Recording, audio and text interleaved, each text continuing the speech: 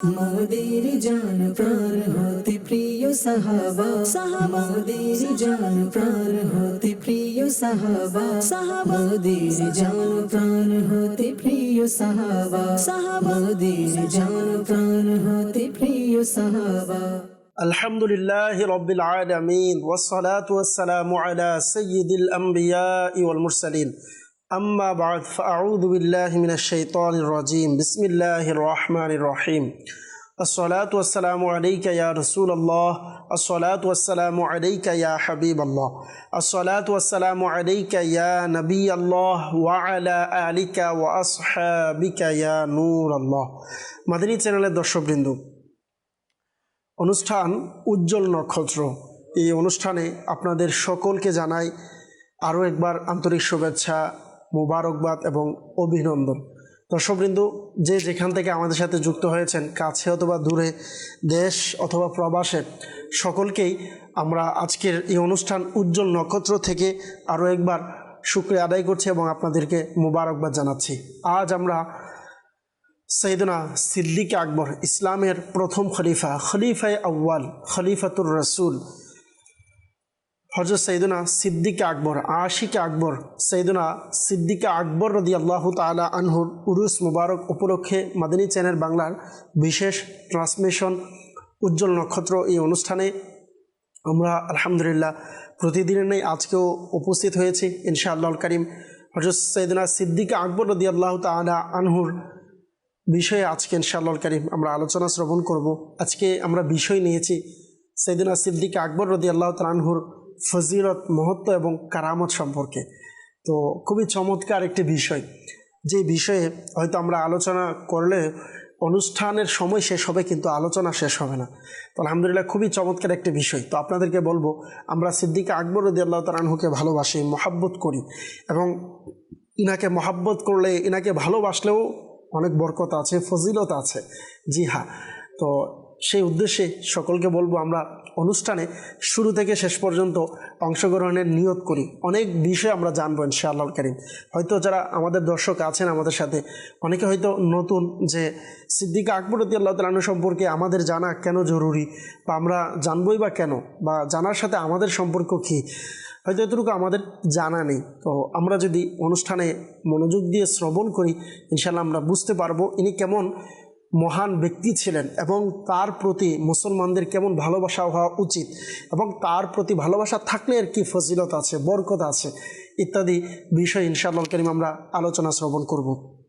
আজকে স্টুডিওতে আলহামদুলিল্লাহ আলোচনা করার জন্য আমাদের সাথে মুবাল্লিগ দাওয়াত ইসলামী মাদানী চ্যানেল বাংলার পূর্বেও মাশাআল্লাহ আমাদের মুবাল্লিগ ছিলেন।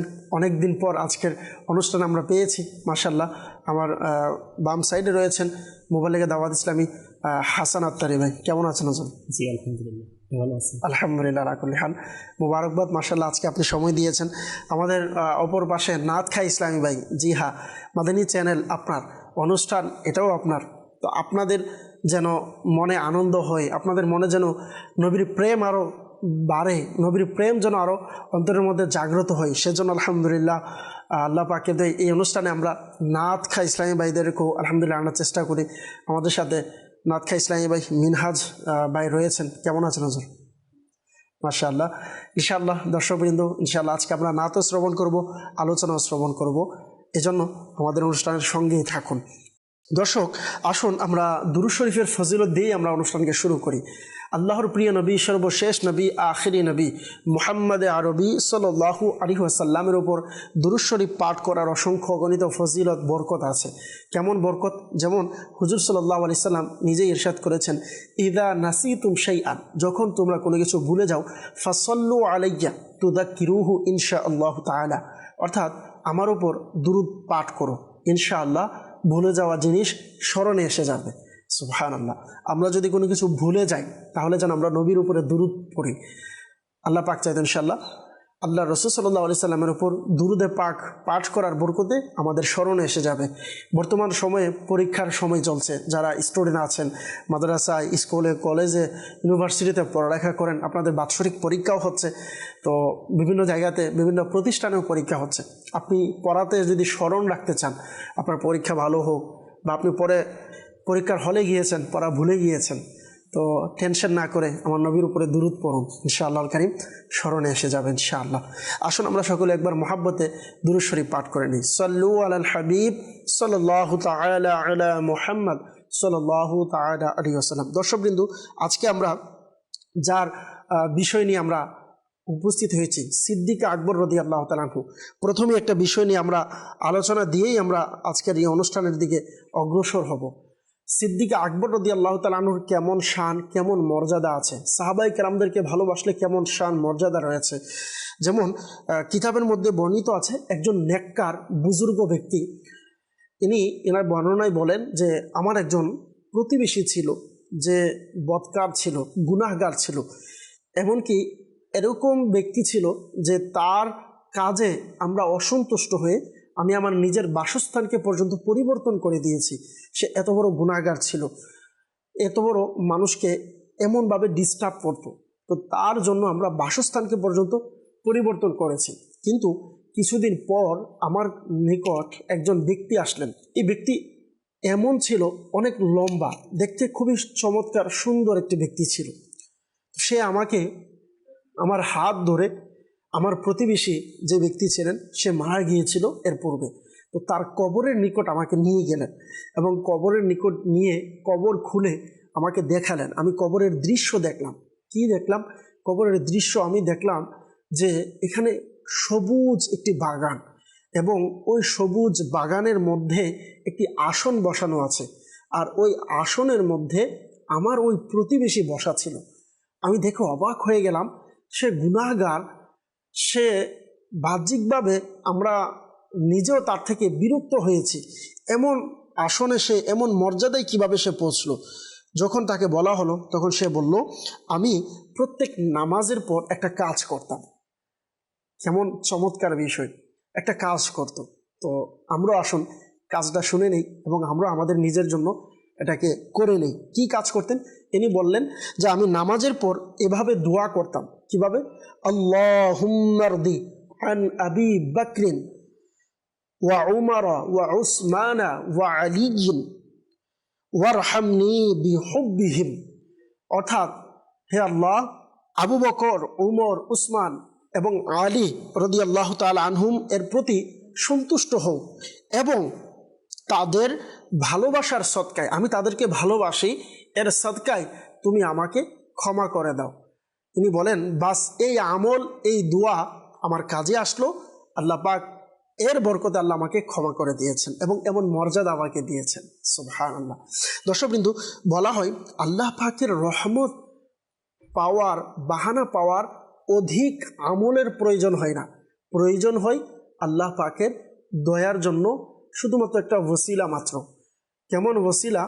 বুখারী শরীফের হাদিসও আছে, জিনাহকার, বেবিচার মহিলা, সে শুধুমাত্র কুকুরকে পানি পান করিয়েছে, কুকুরের বাচ্চাকে পানি পান করিয়েছেন, এটাই আল্লাহর কাছে পছন্দ হয়েছে, আল্লাহ মাফ করে দিয়েছেন। তো হাদিসে পাকের মধ্যে বলা হয়েছে যে ইন্নাল্লাহা লা ইয়ানজুরু ইলা সুওয়ারিকুম ওয়ালাকিন ইয়ানজুরু ইলা কুলুবিকুম, যে নিশ্চয়ই আল্লাহ পাক তোমাদের বাহ্যিক সৌন্দর্য দেখে না, অবশ্যই তোমাদের অন্তরকে আল্লাহ তাআলা দেখে।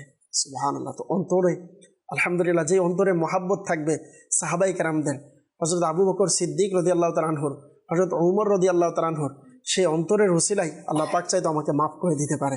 তো আসুন আমরা চাইলে এই দোয়াটাকে মুখস্থ করতে পারি, কমপক্ষে বাংলাতেও চাইলে কিন্তু এটা স্মরণ রাখতে পারি যে হে আল্লাহ, তুমি সিদ্দিক আকবর রাদিয়াল্লাহু তাআলা আনহুকে, হযরত ওমর রাদিয়াল্লাহু তাআলা আনহুকে, হযরত ওসমান রাদিয়াল্লাহু তাআলা আনহু, হযরত আলী রাদিয়াল্লাহু তাআলা আনহুর প্রতি সন্তুষ্ট হও এবং আমি তাদেরকে ভালোবাসি, এই সদকায় আমাকে মাফ করে দাও।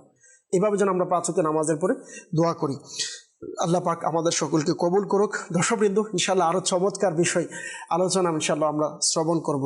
আসুন আমরা শুরুতে ইনশাআল্লাহ নাত শ্রবণ করি, এরপর ইনশাআল্লাহ কারীম আলোচনা আমাদের মোবাইল লিগে দাওয়াত ইসলামী থেকে শ্রবণ করব ইনশাআল্লাহ কারীম। সাল্লু আলাল হাবিব সাল্লাল্লাহু তাআলা আলা মুহাম্মদ সাল্লাল্লাহু তাআলা আলাইহি ওয়াসাল্লাম। সাল্লাল্লাহু আলাইকা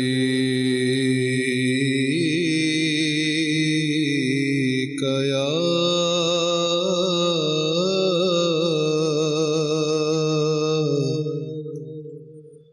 রাসূলুল্লাহ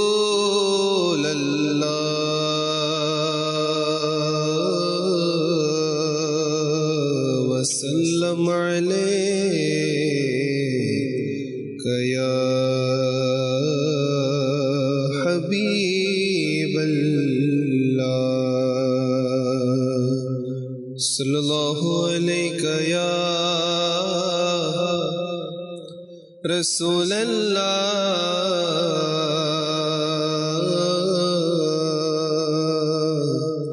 वसल्लम अलैका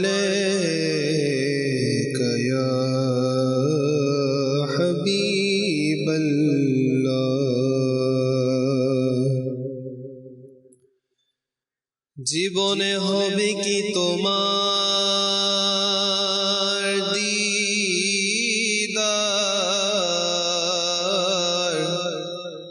ইয়া রাসূলুল্লাহ, এ আশায় রয়েছি আমি গুনাহগার ইয়া রাসূলুল্লাহ सल्लल्लाहु अलैका या रसूल अल्लाह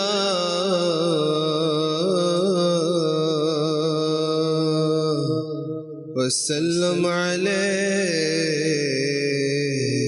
या हबीब अल्लाह। আমায় কাছে ডেকে নাও না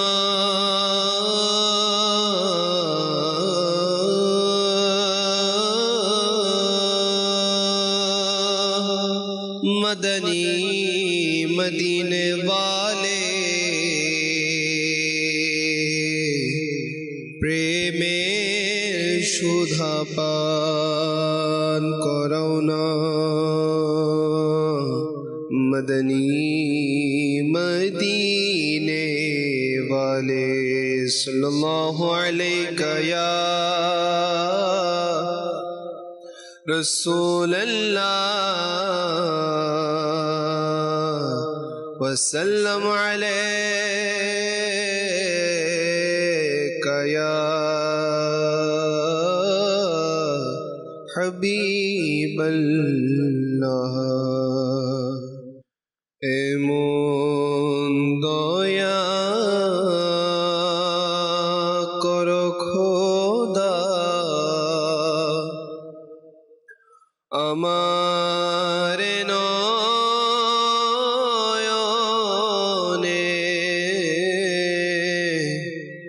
যেন থাকে নবীর ছবি আমার নয়নে এমন দয়া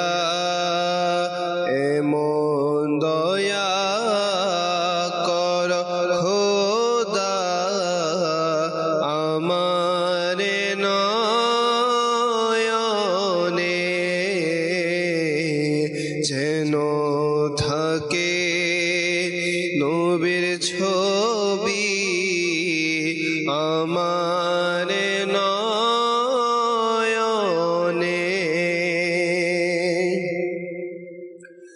জ্যোতি এমন দাও না খোদা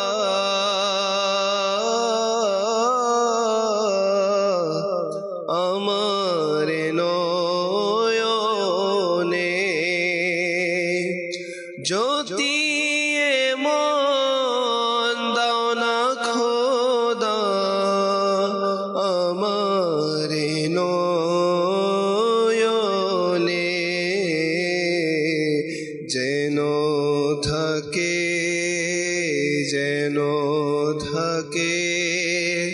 নবীর ছবি আমার নয়নে যেন থাকে নবীর ছবি আমার নয়নে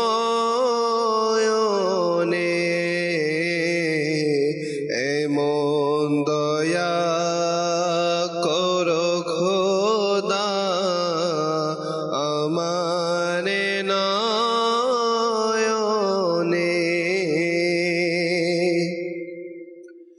প্রিয় নবীর পদধূলি যদি আমায় মিলে প্রিয় নবীর পদধূলি যদি আমায় মিলে লাগাবো মা বানিয়ে আমারে নয়নে লাগাবো মা বানিয়ে আমারে নয়নে যেন থাকে নবীর ছবি আমারে নয়নে ফেরেশতা বলে আমায় বলো তুমি উম্মত কার ফেরেশতা বলে আমায় বলো তুমি উম্মত কার প্রিয় নবীর প্রিয় নবীর প্রিয় নবীর ছবি দেখো আমারে নয়নে প্রিয় নবীর ছবি দেখো আমারে নয়নে ওগো নবী তোমার বিরহে আমি দিশে হারা ওগো নবী তোমার বিরহে আমি দিশে হারা তোমার ধ্যানে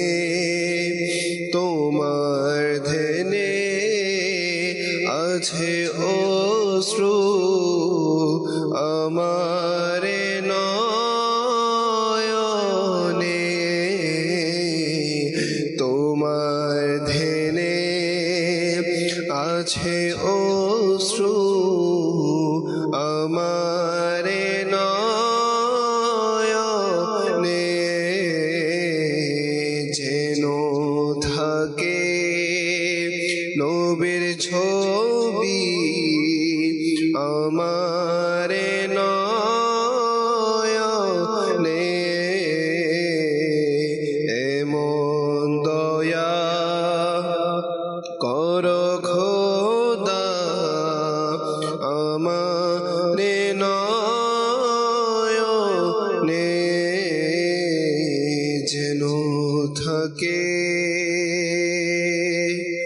যেন থাকে নবীর ছবি আমার নয়নে।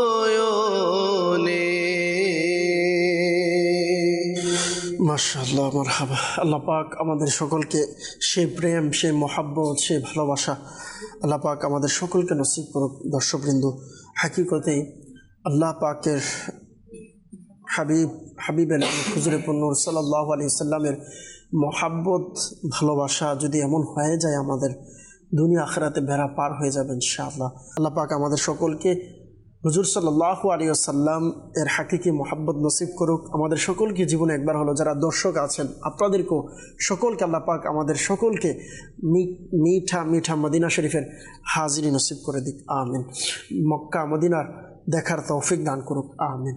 সাল্লু আলাল হাবিব সাল্লাল্লাহু তাআলা আলা মুহাম্মদ সাল্লাল্লাহু তাআলা আলাইহি ওয়াসাল্লাম। দর্শকবৃন্দ, আমরা হাসান ভাইয়ের কাছে আসবো। আজকে আমরা যে বিষয় নিয়েছি হযরত সাইয়েদনা সিদ্দিক আকবর রাদিয়াল্লাহু তাআলা আনহুর মহত্ব, ফজিলত এবং কেরামত সম্পর্কে ইনশাআল্লাহ আমরা হাসান ভাই থেকে শ্রবণ করব। জি হুজুর।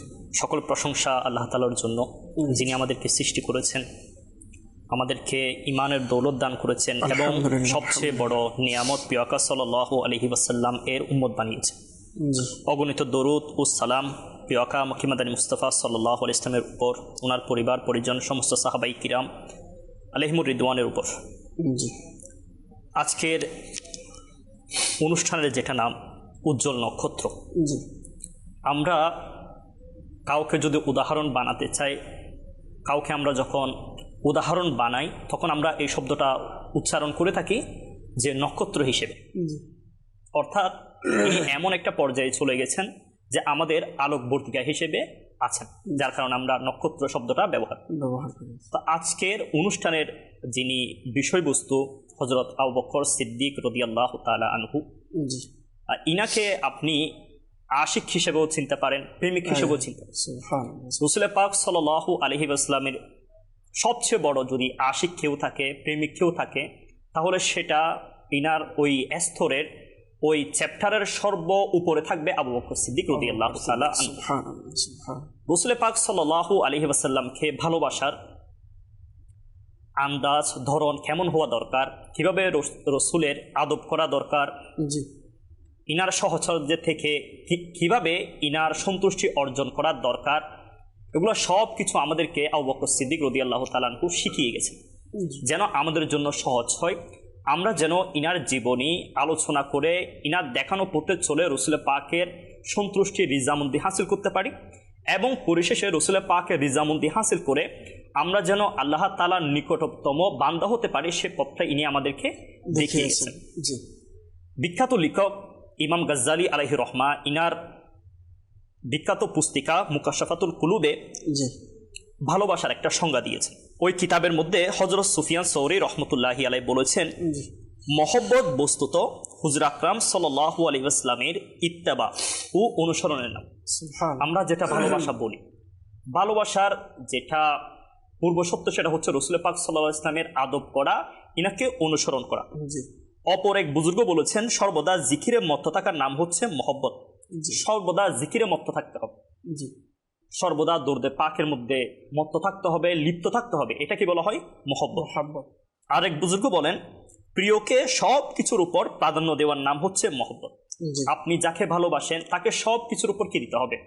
প্রাধান্য দিতে হবে, এটাকে বলে মহব্বত। মুহাব্বত। বস্তুত এই সব কিছু মহব্বতের অনিবার্য ফলশ্রুতির বিবরণ মাত্র, মহব্বতের প্রকৃত স্বরূপ কেউ বর্ণনা করে নাই। এক বুজুর্গ উক্তি মতে, মহব্বত আসলে স্বীয় প্রিয় পাত্রের প্রতি এমন এক আকর্ষণ যা বাধ্যতামূলকভাবে অন্তর উপলব্ধি করে থাকে, কিন্তু তাহা ভাষায় ব্যক্ত করতে সে অক্ষম। এটা হচ্ছে মহব্বতের কিছু সংজ্ঞা। জি বিভিন্ন বড় বড় বুজুর্গানের দিনগণ, অলে কিরামগণ, আলিমগণ এই সংজ্ঞাগুলো দিয়েছে। আপনি যদি এই সংজ্ঞার সাথে আবু বকর সিদ্দিক রাদিয়াল্লাহু তাআলা আনহুর মহব্বতের ধরন, মহব্বতের আন্দাজ আপনি যদি বিচার বিশ্লেষণ করেন, দেখবেন যে সবকিছু পাচ্ছেন। এই সুফিগণ, এই বুজুর্গগণ যেগুলা বলেছেন সবগুলা আবু বকর সিদ্দিকের কাছে ছিল। অর্থাৎ যেভাবে মহব্বত করলে মহব্বতের পূর্ণতা পায়, সবকিছু আবু বকর সিদ্দিক রাদিয়াল্লাহু তাআলা আনহু ছিল বিদায় ইনাকে ফানাফির রসুল বলা হতো। আবার যদি বলেন একজন প্রিয় মুর্শিদের, পীরের কিভাবে তাজিম করা লাগে, সেটাও আমাদেরকে শিখিয়ে গেছেন আবু বকর সিদ্দিক রাদিয়াল্লাহু তাআলা আনহু। সেই দিক দিয়ে ইনি আবার ফানাফির শেখ, ফানাফির শেখের পরে ফানাফির রসুল, এর পরবর্তীতে হচ্ছে ফানাফিল্লাহ, আল্লাহ তাআলার প্রতি ফানা। সব কিছু ধাপ ইনি অতিক্রম করেছে বিদায় আজকে ইনি উজ্জ্বল নক্ষত্র হিসেবে আমাদের সামনে উপস্থাপিত হয়েছে। আমরা আজকে ইনার আলোচনা করছি। ইনার আলোচনা এজন্য করা দরকার, কেননা ইনার আলোচনা যতবার হবে, ইনার বিষয়গুলো যতবার আমাদের সামনে উপস্থাপন হবে, আমরা তত বেশি উপলব্ধি করতে পারবো যে আমরা কোন হালতের মধ্যে আছি। আমরা বলি আমরা রসুলকে মহব্বত করি, রসুলকে ভালোবাসি, আমাদের ভালোবাসার ধরন এবং বস্তুত ভালোবাসা কাকে বলে, এই দুইটার ডিফারেন্স, এই দুইটার পার্থক্য আমরা তখনই বুঝতে পারবো যখন রসুল পাক সাল্লাল্লাহু আলাইহি ওয়াসাল্লামের প্রতি ভালোবাসার, আবার আপনার আবু বকর সিদ্দিকের ভালোবাসা যখন আমাদের সামনে চলে আসে। সেজন্য আবু বকর সিদ্দিকের আলোচনা অত্যন্ত দরকার। আবু বকর সিদ্দিক রাদিয়াল্লাহু তাআলা আনহু ইনি ইসলামের একদম শুরুর দিকেও ইনার আচার আচরণ, ইনার চালচলন, ইনার কথাবার্তা, ইনার আমল সব কিছু অনেক বেশি সুন্দর ছিল। আবু বকর সিদ্দিক রাদিয়াল্লাহু তাআলা আনহু ইনি ইনার পরিবারের একমাত্র সন্তান ছিলেন এবং ইনার আব্বা যখন একটু বয়স্ক হলো, ইনি যখন একটু মোটামুটি বড় হলেন, পূর্ণবয়স্ক হলেন, তখন ইনি ব্যবসার দায়িত্ব নিয়ে ফেলছেন। ব্যবসার দায়িত্ব নেওয়ার পরে এরপর থেকে রাসূল পাক সাল্লাল্লাহু আলাইহি ওয়াসাল্লামের সাথে যখন ইনার পরিচয় হয়, ইনি রাসূল পাক সাল্লাল্লাহু আলাইহি ওয়াসাল্লামের সাথে যখন বিভিন্ন ব্যবসায়িক সফরের মধ্যে যান, তখন ইনাদের মধ্যে একটা এমন সম্পর্ক স্থাপন হয়ে যায় যেটা মৃত্যুর পর পর্যন্ত ছিল। এমন একটা মজবুত সম্পর্ক, ভালোবাসার সম্পর্ক ইনাদের মধ্যে তৈরি হয়ে যায়। রাসূল পাক সাল্লাল্লাহু আলাইহি ওয়াসাল্লামের সাথে এই সম্পর্কের কারণেই মূলত আজকে ইনার যে মর্যাদা, ইনার যে ফজিলত আমরা আলোচনা করে থাকি, সব কিছুর মূল কথাই হচ্ছে রাসূল পাক সাল্লাল্লাহু আলাইহি ওয়াসাল্লামের সাথে ইনার সম্পর্ক, ইনার ভালোবাসা। আবু বকর সিদ্দিক রাদিয়াল্লাহু তাআলা আনহু এর অনেকগুলা উপাধি, অনেকগুলা ফজিলত, অনেকগুলা মর্তবা আছে। তোর মধ্যে মুসলমানদের তিনি প্রথম খলিফা ছিলেন, যিনাকে রাসূল পাক সাল্লাল্লাহু আলাইহি ওয়াসাল্লাম খলিফা বানিয়েছেন, নিজের জানশীল বানিয়েছেন। ইনাকে আমিরুল মুমিনিন ও বলা হতো। ইনার মোবারক নাম হচ্ছে আব্দুল্লাহ। এটাও কিন্তু আবার রাসূল পাক সাল্লাল্লাহু আলাইহি ওয়াসাল্লাম ইনাকে দিয়েছেন। যখন রাসূল পাক সাল্লাল্লাহু আলাইহি ওয়াসাল্লামের সাথে ইনার সম্পর্ক মজবুত হলো, যখন ইনি ইসলামের দিকে ধাবিত হলেন, তখনই রাসূল পাক সাল্লাল্লাহু আলাইহি ওয়াসাল্লাম ইনাকে কি নাম দিলেন? আব্দুল্লাহ হিসেবে নাম দিয়েছে। কিন্তু আব্দুল্লাহ নাম দেওয়ার আগেও ইনি সিদ্দিক হিসেবে কি ছিল? প্রচলিত ছিল, কেননা ইনার সত্যবাদিতা, ইনার চালচলন অনেক বেশি সুন্দর ছিল। উপনাম আবু বকর এবং উপাধি সিদ্দিক ও আতিক। সিদ্দিক অর্থ হলো অত্যন্ত সত্যবাদী। তিনি রাদিয়াল্লাহু তাআলা আনহু জাহেলি যুগেও এই উপাধি দ্বারা প্রসিদ্ধ হয়ে গিয়েছিলেন। সুবহানাল্লাহ, সুবহানাল্লাহ। এবং আতিক অর্থ হলো স্বাধীন, মুক্ত। প্রিয় নবী সাল্লাল্লাহু আলাইহি ওয়াসাল্লাম তাকে সুসংবাদ দান করে ইরশাদ করেছিলেন, অর্থাৎ তুমি জাহান্নামের আগুন থেকে মুক্ত। যার কারণে ইনাকে বলা হতো আতিক হিসেবে। এটা হচ্ছে দুনিয়ার কথা। রাসূল পাক সাল্লাল্লাহু আলাইহি ওয়াসাল্লাম ইনাকে নাম দিয়েছিলেন আব্দুল্লাহ, মানুষ ইনাকে ডাকতো সিদ্দিক, এবং রাসূল পাক সাল্লাল্লাহু আলাইহি ওয়াসাল্লাম আবার ইনাকে জাহান্নাম থেকে মুক্তির সুসংবাদ দিয়ে নাম দিয়েছিলেন আতিক। এগুলো হচ্ছে দুনিয়াতে, জমিনে। কিন্তু আসমানের মধ্যে ইনার আরো বেশি প্রসিদ্ধ ছিল। আসমানের মধ্যে ইনাকে ডাকা হতো হালিম হিসেবে। তাহলে চিন্তা করে দেখেন একজন ব্যক্তি কি পরিমাণ গুণে গুণান্বিত হলে ইনাকে জমিনও এত সুন্দরভাবে ডাকা হয় এবং আসমানের মধ্যেও ইনাকে সুন্দরভাবে ডাকা হয়ে থাকে। মাশাআল্লাহ, আপনি যেটা বললেন না, যে দর্শকবৃন্দ যদি আমরা একটু চিন্তা করি, আজকে আমরা যে বিষয় নিয়েছি সিদ্দিক আকবর রাদিয়াল্লাহু তাআলা আনহুর মর্যাদা এবং কেরামত। তো কেরামত আমরা শুরুতে শুনলাম, এখন যেটা আমরা শুনছি যে মর্যাদা, আল্লাহ পাক সিদ্দিক আকবর রাদিয়াল্লাহু তাআলা আনহুকে কেমন মর্যাদা দিয়েছেন, শুধু জমিনে নয়, আপনি যেটা বললেন আসমানেও সিদ্দিক আকবর রাদিয়াল্লাহু তাআলার মর্যাদা ছিল। সুবহানাল্লাহ, সুবহানাল্লাহ। তো দর্শকবৃন্দ যারা আছেন, একটু যদি চিন্তা করি যে আজ আমরা সিদ্দিক আকবর রাদিয়াল্লাহু তাআলা আনহুর মর্যাদার ব্যাপারে আমরা শুনছি, কিন্তু এগুলোর পিছনে মূল কারণ ছিল কি? পিছনে মূল কারণ ছিল ইনার সত্যবাদিতা। ইনি নিজে কতটুকু সত্যবাদিতা ছিলেন। ইসলাম গ্রহণের পূর্বেও সিদ্দিক আকবর রাদিয়াল্লাহু তাআলা আনহুর ব্যাপারে এমন রয়েছে যে আপনি যেটা বললেন যে সত্যবাদিতা, আল্লাহর রাসূল সাল্লাল্লাহু আলাইহি সাল্লামের দরবারে আসার পূর্ব এনার কাছে ন্যায় পরায়ণের যে বিষয়টা, এটা ছিল। কারণ আমার রাসূল এনাকে কবুল করেছেন, আর আল্লাহ তাআলা পূর্ব থেকে সিলেক্ট করে রেখে দিয়েছেন, এমন সিলেক্ট করে যে সমাজে তাকে ইসলাম বা মুসলমান হয়েছে শুধু এজন্য নয়, তার ক্যারেক্টারের জন্য তাকে মানুষ মহব্বত করত। হ্যাঁ, শুধুমাত্র মুসলমান হয়েছে বা আমার রসুলের দরবারে আসছে এটার জন্য তো আলহামদুলিল্লাহ ইনাকে প্রসিদ্ধতা বা ইনার ফজিলত বরকত রয়েছে, কিন্তু ইনার চলাচল, কথাবার্তা, ইনার লেনদেন, সকল কিছুর জন্য মানুষের কাছে ইনি প্রিয় ছিলেন। তো মাশাআল্লাহ, হুজুর আপনার কাছে আবারও আসবো ইনশাআল্লাহ কারীম। দর্শকবৃন্দুর অনেক কল আছে, ইনশাআল্লাহ কারীম কিছু কল আমরা অনুষ্ঠানে অ্যাড করব। এরপর ইনশাআল্লাহ আবারও সিদ্দিক আকবর রাদিয়াল্লাহু তাআলা আনহুর মর্যাদা এবং কেরামত সম্পর্কে ইনশাআল্লাহ কারীম হুজুর কাছে আবার আসবো ইনশাআল্লাহ। জি, কল শুনিয়ে দিন। আমার নাম মোহাম্মদ সালাউদ্দিন, বান্দরবান জেলা। আমি একজন হোটেল ব্যবসায়ী। আমি এগুলো শুনতেছি, আমাকে খুব ভালোই লাগে। আমার ব্যবসার জন্য খুবই আনন্দিত। আমি ব্যবসার জন্য এই শুনলে আমার ব্যবসা খুব লাভ হয় আর কি। আমাদের জন্য একটু দোয়া করবেন। মাশাআল্লাহ, মারহাবা।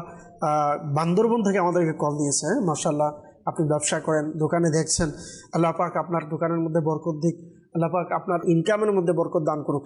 আলহামদুলিল্লাহ, বাংলাদেশের বিভিন্ন অঞ্চলে আমি নিজেও একবার যখন বান্দরবনে সফরে ছিলাম, তো দেখলাম যে চাষটুলের মধ্যে আলহামদুলিল্লাহ মাদানী চ্যানেল চলছে। তো এরকম আলহামদুলিল্লাহ অসংখ্য দোকান আছে। যারা দর্শক আছেন, এটাও আপনাদের জন্য শিক্ষা। যদি আপনার এলাকায় এরকম কোনো চাস্টল থাকে বা দোকান থাকে, আপনি চাইলে দাওয়াত দিতে পারেন যে আপনি একটা চাস্টলের মধ্যে একটা চায়ের দোকানে কিন্তু অসংখ্য মানুষ এসে বসে, তো আপনি চাইলে এর মধ্যেও নেকির দাওয়াত দিতে পারেন। এটা হচ্ছে মাদানী চ্যানেলের মাধ্যমে। তো যারা আমাদেরকে দেখছেন, দর্শকবৃন্দর মধ্যে যদি এরকম কেউ থাকেন যে আপনি দোকানের সাথে আপনার রিলেটিভ বা ব্যবসা প্রতিষ্ঠানে আছেন বা এমন প্রতিষ্ঠানে আছেন, চাইলে আপনি মাদানী চ্যানেল দেখাতে পারেন, বা মাজালা যেখানে গুনাহের চ্যানেল চলে, আপনি চাইলে দাওয়াত দিয়ে তাকে মাদানী চ্যানেল দেখাতে পারবেন। আপনাকে দাওয়াত দিব, মাদানী চ্যানেল দেখান। আলহামদুলিল্লাহ, অসংখ্য আলহামদুলিল্লাহ এমন আমাদের মহব্বতকারী ইসলামী ভাইরা আছে যারা মাদানী চ্যানেলকে মহব্বত করে, এবং তাদের সকাল দোকান খোলার পরে তার সর্বপ্রথম কাজ যেটা, অর্থাৎ মাদানী চ্যানেল দিয়ে সে বাস দোকান স্টার্ট করে। মাশাআল্লাহ, তো কতটুকু বরকতওয়ালা কাজ, যারা দর্শক আছেন আপনারা দেখলেই বুঝতে পারবেন। মাশাআল্লাহ। জি, পরবর্তী কোন কসবা ব্রাহ্মণবাড়িয়া, মোহাম্মদ মুরসালিন। আপনাদের অনুষ্ঠানটা আমার অনেক ভালো লাগে। আমাকে একটি নাতের আসর শুনিয়ে দিলে খুব খুশি হব। টাকা নাই, পয়সা নাই। আচ্ছা, মাশাআল্লাহ। কসবা ব্রাহ্মণবাড়িয়া থেকে কল দিয়েছেন মোহাম্মদ মুরসালিন। আপনি আমাদের অনুষ্ঠান দেখছেন, আমাদের অনুষ্ঠান ভালো লাগে। মাশাআল্লাহ, আল্লাহ তাআলা আপনাকে বরকত দিক। যেহেতু আপনার ভালো লাগে, আপনি নিজেও দেখবেন, আপনার যারা বন্ধু বান্ধব আছে তাদেরকেও দেখার জন্য দাওয়াত দিবেন। আর আপনি টাকা নেই, পয়সা নেই, হয়তো চিটাগাংয়ের বাসায় একটি নাতে রাসূল রয়েছে, আপনি এটা শুনতে চেয়েছেন। ইনশাআল্লাহ আমাদের নাত খা ইসলামী ভাই আছে, ইনশাআল্লাহ সম্ভব হলে ইনি আমাদেরকে শোনানোর চেষ্টা করবেন ইনশাআল্লাহ। জি, পরবর্তী কোন। আলম বগুড়া থেকে বলছি। মাদানী চ্যানেল অনুষ্ঠানটা হচ্ছে, দেখছি খুবই ভালো লাগছে, দোয়া করবেন আমার জন্য। মাশাআল্লাহ, বগুড়া থেকে আমার ইসলামী ভাই কল করেছেন, আপনি মাদানী চ্যানেল দেখছেন, অনুষ্ঠান আপনার ভালো লাগছে, আল্লাহ তাআলা বরকত দান করুক। জি, পরবর্তী কোন। আমার নাম মোহাম্মদ মেহমুদ হাসান ওয়ালিদ। আমি পঞ্চগড় খাবারপাড়া থেকে আরোহণ করছিলাম। আমি এখন মাদানী চ্যানেল বাংলাদেশ অনুষ্ঠান দেখতেছি, আমার খুব ভালো লাগে। আমি একটি নাচ শুনতে চাই। নাচ হলো সারিবদ্ধ হয়ে গুণবের মা।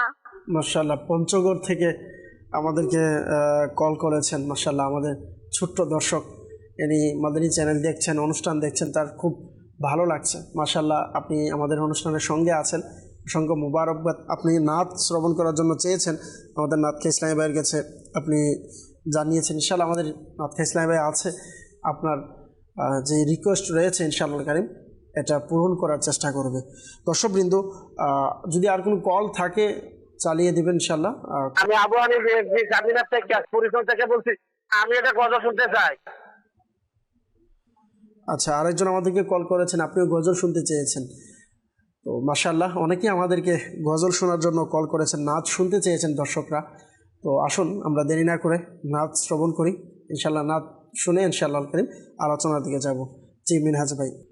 সাল্লাল্লাহু আলা মুহাম্মদ সাল্লাল্লাহু আলাইহি ওয়াসাল্লাম, সাল্লাল্লাহু আলা মুহাম্মদ সাল্লাল্লাহু আলাইহি ওয়াসাল্লাম। আটিয়ানায় ফৈশানায় কেনে যাইতাম, সোনার মদিনা কেনে যাইতাম। আটিয়ানায় ফৈশানায় কেনে যাইতাম, সোনার মদিনা কেনে যাইতাম, সোনার মদিনা কেনে যাইতাম। মনে হতে যাইবাল্লাই কিন্তু টিয়া পয়সা নাই, মনে হতে যাইবাল্লাই কিন্তু টিয়া পয়সা নাই। মনে হয় ফাঁকির মতো উড়াল মারিতাম, আর টিয়া নাই পয়সা নাই কেনে যাইতাম, সোনার মদিনা কেনে যাইতাম, সোনার মদিনা কেনে যাইতাম। আয় যদি ওই হাসর তারা আয় যদি আইতাম আকাশর তারা সাই তকতাম মদিনা মনোয়ারা সাই তকতাম মদিনা মনোয়ারা সোক ফাগাই সাই তকতাম সোক ফাগাই সাই তকতাম শুকনো ফিরাইতাম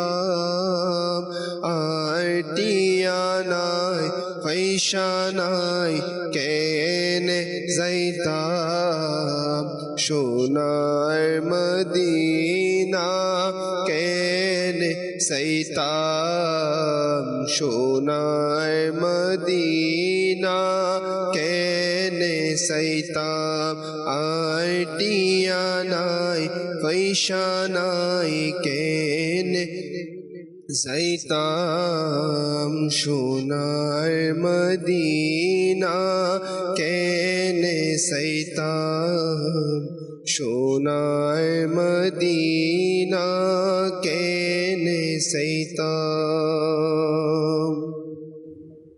মাশাআল্লাহ, মারহাবা। আল্লাহ তাআলা বরকত দান করুক। খুবই চমৎকার নাতে মোস্তফা আমরা শ্রবণ করেছি। ইনশাআল্লাহ কারীম আমরা আবারও আলোচনার দিকে যাব। ইনশাআল্লাহ কারীম মোবালিকা দাওয়াত ইসলাম থেকে সিদ্দিক আকবর রাদিয়াল্লাহু তাআলা আনহুর কারামত ও মর্যাদা নিয়ে আমরা আলোচনা শুনছিলাম। ইনশাআল্লাহ আবারও সিদ্দিক আকবর রাদিয়াল্লাহু তাআলা আনহুর মর্যাদা সম্পর্কে ইনশাআল্লাহ আমরা শ্রবণ করব। আল্লাহ পাক সিদ্দিক আকবর রাদিয়াল্লাহু তাআলা আনহুকে কেমন মর্যাদা দিয়েছেন। আলহামদুলিল্লাহ আমরা গতকাল অনুষ্ঠানেও আমরা শুনেছি যে সিদ্দিক আকবর রাদিয়াল্লাহু তাআলা আনহুর মর্যাদা কি আমরা বয়ান করব। আল্লাহ পাক রব্বুল আলামিন 32টি জায়গায় কোরআনুল কারীমের 32 বার, একবার দুইবার তিনবার নয়, 32 বার আল্লাহ পাক রব্বুল আলামিন সিদ্দিক আকবর রাদিয়াল্লাহু তাআলা আনহুর আলোচনা করেছেন কোরআনুল কারীমের মধ্যে। সুবহানাল্লাহ, সিদ্দিক আকবরের শানে আল্লাহ তাআলা কোরআনের আয়াত নাজিল করেছেন। সুবহানাল্লাহ। তো আল্লাহ রাসূলের হাদিসে মুবারক অসংখ্য আছে সিদ্দিক আকবর রাদিয়াল্লাহু তাআলা আনহুর ব্যাপারে। তো আমরা সেই সিদ্দিক আকবর রাদিয়াল্লাহু তাআলা আনহুর ফজিলত বরকত কতই বা বলতে পারবো বা আমরা শুনতে পারবো। তো আসুন ইনশাআল্লাহ কারীম এতগুলোর মধ্যে কিছু ফজিলত আমরা ইনশাআল্লাহ আমরা হাসান ভাই থেকে শ্রবণ করবো। জি হুজুর। জাহিলিয়াতের যুগ যখন ছিল, যখন সর্বোপরি আপনার অন্ধকার যুগ ছিল, সে সময়ও সিদ্দিক আকবর রাদিয়াল্লাহু তাআলা আনহু কখনো অন্য কোনো সৃষ্টির উপাসনা করে নাই।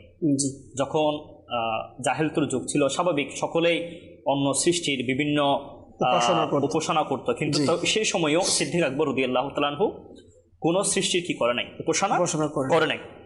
এবং তিনি কখনো মিথ্যা বলেননি, কখনো হারাম পান করেননি। সেই সময়ে উনি কি ছিলেন, ইনার ক্যারেক্টার, ইনার আচার আচরণ অনেক সুন্দর ছিল। এবং সবকিছুর হয়েছে যেহেতু ইনি রাসূল পাক সাল্লাল্লাহু আলাইহি ওয়াসাল্লামের সান্নিধ্য লাভ করেছেন। পরবর্তীতে যেদিন রাসূল পাক সাল্লাল্লাহু আলাইহি ওয়াসাল্লাম নবুয়তের ঘোষণা দিলেন, সেদিন এক মুহূর্ত দেরি না করে তিনি বলেছিলেন, আপনি আল্লাহর রাসূল, আমি সাক্ষ্য দিচ্ছি। সুবহানাল্লাহ। অর্থাৎ সাথে সাথে ইনি ঈমান আনয়ন করেছিলেন, নবুয়তের সাক্ষ্য দিয়েছেন। আপনি যদি চিন্তা করেন সময়টা অনেক টাফ ছিল, জাহিলিয়াতের যুগ ছিল।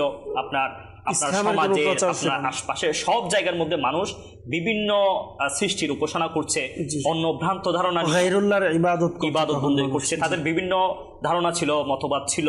কিন্তু সে সময়ও যখন রাসূল পাক সাল্লাল্লাহু আলাইহি ওয়াসাল্লাম নিজের নবুয়তের কি করলেন, আপনার নবুয়তের ঘোষণা দিলেন, কোনো ধরনের সন্দেহ ছাড়া, কোনো ধরনের দ্বিতীয় কোনো কথা ছাড়া, কোনো ধরনের সত্য ছাড়া, কোনো ধরনের প্রশ্ন ছাড়া সিদ্দিক আকবর রাদিয়াল্লাহু তাআলা কি করলেন, সাথে সাথে মেনে নিয়েছে। এটা খুবই কম ছিল ওই সময়ের মধ্যে। কিন্তু ইনি রাসূল পাক সাল্লাল্লাহু আলাইহি ওয়াসাল্লামের সব কিছু ইনি সহজভাবে দেখেছেন, একদম কাছ থেকে দেখার সুযোগ হয়েছে, যার কারণে ইনার অন্তরের মধ্যে কোনো ধরনের সন্দেহ, কোনো ধরনের প্রশ্নের কোনো কি ছিল না, অবকাশ ছিল না। পরবর্তীতে ইনি যখন রাসূল পাক সাল্লাল্লাহু আলাইহি ওয়াসাল্লামের সাথে থাকতে ইনিও একদিন আপনার মুবাল্লিগ হয়ে গেলেন, এমন মুবাল্লিগ হয়ে গেলেন। পরবর্তীতে ইনি যাদেরকে দাওয়াত দিয়েছেন, তার মধ্যে হযরত উসমান রাদিয়াল্লাহু তাআলা আনহু, অর্থাৎ ইসলামের তৃতীয় খলিফা, যাকে যুন্নুরাইন বলা হয়, ইনি হযরত তালহা রাদিয়াল্লাহু তাআলা আনহু, হযরত জুবাইর রাদিয়াল্লাহু তাআলা আনহু এবং আব্দুর রহমান ইবনে আউফ রাদিয়াল্লাহু তাআলা আনহুকে ইনি ইসলামের দাওয়াত দিয়েছিলেন। এবং চিন্তা করে দেখেন, একজন ব্যক্তি কোন মকামে চলে গেলে কোন পর্যায়ে গেলে, কোন পর্যায়ের মুবাল্লিগ হলে, ইনার জবান কোন পর্যায়ে গেলে ইনি এই সমস্ত মানুষদেরকে দাওয়াত দিয়েছেন, ইনারা ইসলাম কবুল করে নিয়েছে এবং পরবর্তীতে এই সকল ব্যক্তি যাদের আমি নাম নিয়েছি প্রত্যেকে জান্নাতের সুসংবাদপ্রাপ্ত হয়েছে। সুবহানাল্লাহ। কেমন মুবাল্লিগ ছিল, কেমন ইনার আখলাক ছিল। রাসূল পাক সাল্লাল্লাহু আলাইহি ওয়াসাল্লামকে দেখে মানুষ ইসলাম ধর্ম গ্রহণ করত।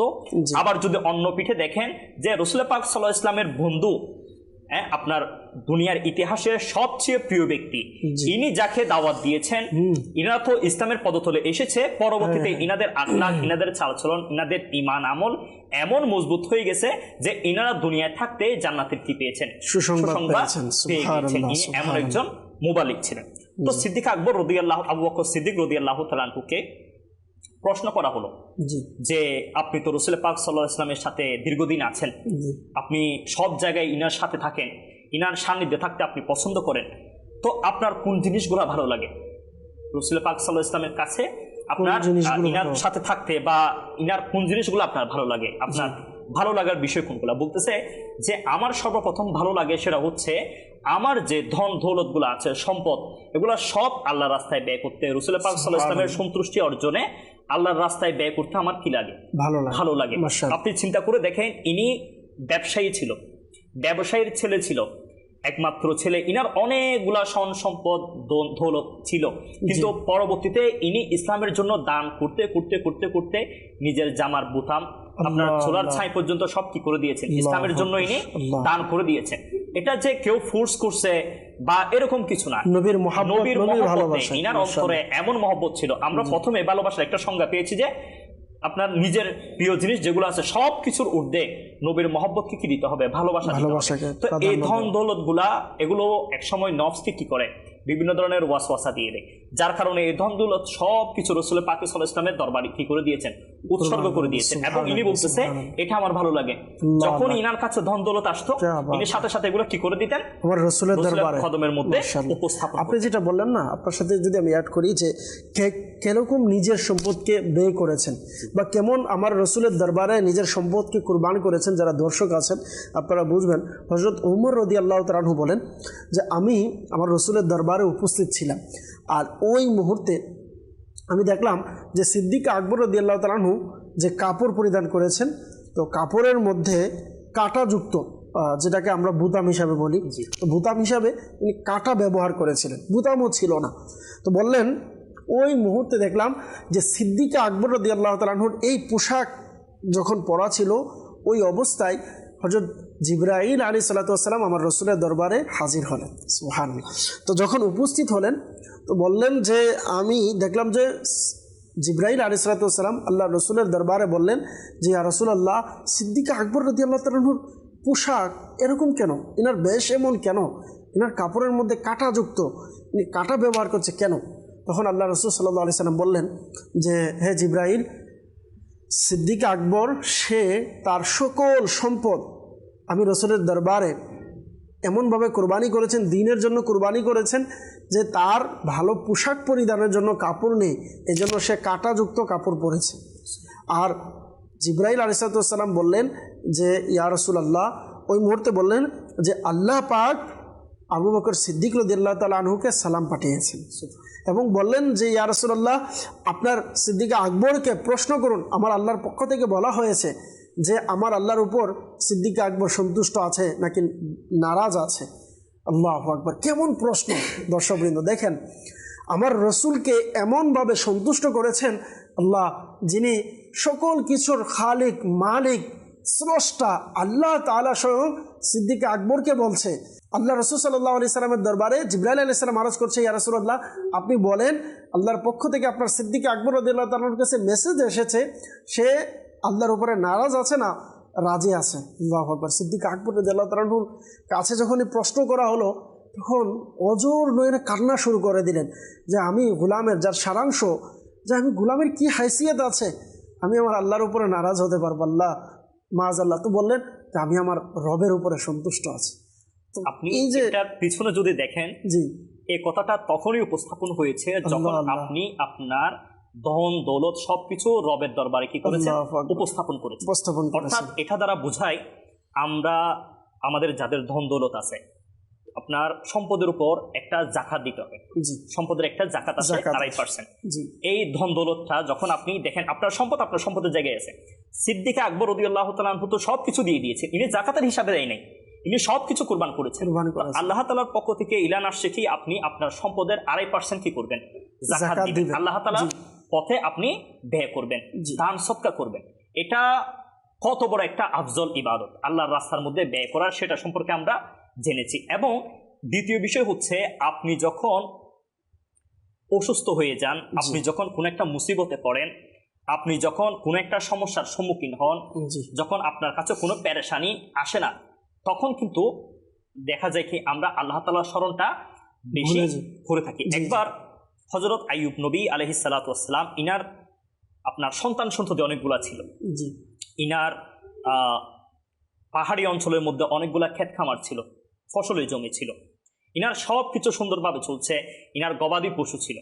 তো একদিন হঠাৎ করে দেখা গেল যে ইনার ফসলের জমি দেখতে গেছে, গিয়ে দেখে ফসলের জমি সবগুলা কি হয়ে গেছে, হঠাৎ করে নষ্ট হয়ে গেছে। নষ্ট হয়ে গেছে। আচ্ছা, পরবর্তীতে দেখলো কি ইনার গবাদি পশু যেগুলো ছিল সেগুলো সব মারা গেছে, এবং আচ্ছা। এরপরও দেখতেছে ইনার সন্তান সন্ততি যেগুলো ছিল এগুলো আস্তে আস্তে করে সব কি হয়ে যাচ্ছে, মারা মারা যাচ্ছে। যাচ্ছে। এবং এর কিছুদিন পরে ইনার শরীরের মধ্যে এক ধরনের রোগ বাসা বাঁধলো, তিনি আপনার গুহার মধ্যে চলে গেলেন, সাথে ইনার স্ত্রী ছিল।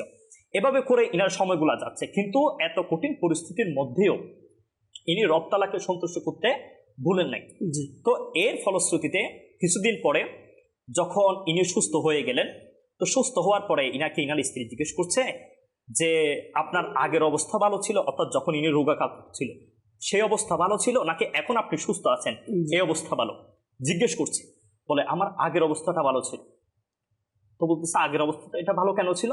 বলতেছে আমি যখন আগে অসুস্থ ছিলাম, আমার সন্তান সন্ততি ছিল না, আমার গবাদি পশু ছিল না, আমার চাষের জমিতে ফসল নষ্ট হয়ে গেছে, কিন্তু ওই সময় সব কিছু চলে গেলেও আমার একটা জিনিস ভালো লাগতো, সেটা যে আমাকে দৈনিক আমার আল্লাহ তাআলা জিজ্ঞেস করতেন, হে আইয়ুব নবী, হে আইয়ুব তোমার শরীরের কি অবস্থা, তুমি ভালো আছো কিনা, আমার খোঁজ খবর নিতেন, জিজ্ঞেস করতেন। কিন্তু এখন যখন আমি কি হয়ে গেছি, ভালো হয়ে গেছি, ওই আল্লাহ তাআলার পক্ষ থেকে আগে যেটা মেসেজ আসতো আল্লাহ আমার আল্লাহ। শরীরের খোঁজ খবর নিত, সেটা এখন আমি আর পাচ্ছি না। তো এর পিছনে আমি যে জিনিসটা বোঝানোর চেষ্টা করতেছি সেটা হচ্ছে, এ ধরনের একটা মেসেজও কার কাছে আসছে, আবু বকর সিদ্দিক রাদিয়াল্লাহু তাআলা এর কাছে আসছে। তো বিভিন্ন সময় বিভিন্ন মুসিবত আসে।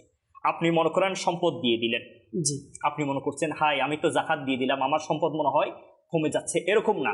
আপনি আল্লাহর রাস্তায় যা কিছু দিবেন, বিনিময়ে আপনি আল্লাহ তাআলার পক্ষ থেকে কিছু না কিছু পাবেন। পেয়ে যাবেন। অনেক সময় আছে দুনিয়াতে সেগুলা দিয়ে দেওয়া হয়, আপনি এই তো দুনিয়াতে দেয়া বলতে দান সদকা করলে আপনার বালা মুসিবত থেকে আপনি রক্ষা পাচ্ছেন, আপনার হায়াতের মধ্যে বরকত দেওয়া হচ্ছে, পাশাপাশি আল্লাহ তাআলার পক্ষ থেকে আপনার জন্য কোনো ভালো কিছু অপেক্ষা করবে। জি জি মাশাআল্লাহ। দর্শকবৃন্দ, মাশাআল্লাহ খুবই চমৎকার আলোচনা আমরা শুনলাম আমাদের হাসান আত্তারি ভাই থেকে। যে একটু যদি আমরা খেয়াল করি যে আল্লাহ পাক রব্বুল আলামিন তার প্রিয় বান্দাদেরকে বিভিন্নভাবে আলহামদুলিল্লাহ পরীক্ষা করিয়ে থাকেন। এটা আল্লাহ পাকের পক্ষ থেকেই বান্দার উপরে পরীক্ষা আসে। আর পরীক্ষা আসে কিসের জন্য? আল্লাহ পাকের কুরবত অর্জনের জন্য, আল্লাহ পাক বান্দাকে আরও নৈকট্যশীল করার জন্য।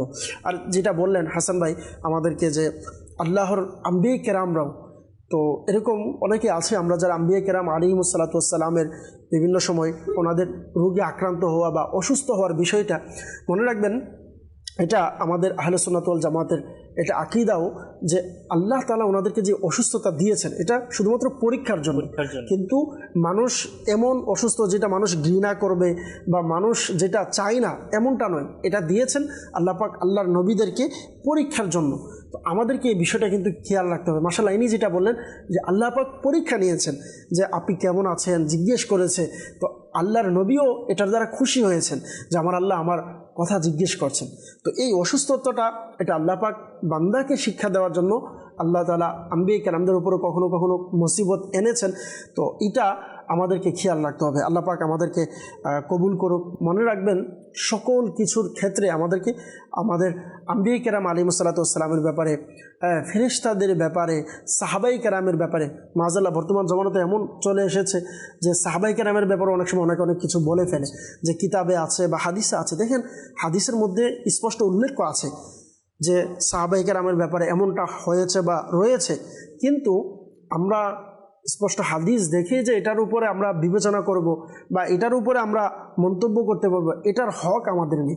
মুহাদ্দিসিনে কেরামগণ প্রত্যেক সাহাবাই কেরামদের ব্যাপারে আলহামদুলিল্লাহ, আমাদের যারা আইম্মাই কেরাম ছিলেন এনারাও আলহামদুলিল্লাহ বলেই গিয়েছেন যে আলহামদুলিল্লাহ আমির আল্লাহ সুন্নাত আরও সুন্দর করে বলে আমাদেরকে বুঝিয়েছেন যে হার সাহাবি নবী জান্নাতি জান্নাতি, নবীর সকল সাহাবি জান্নাতি জান্নাতি।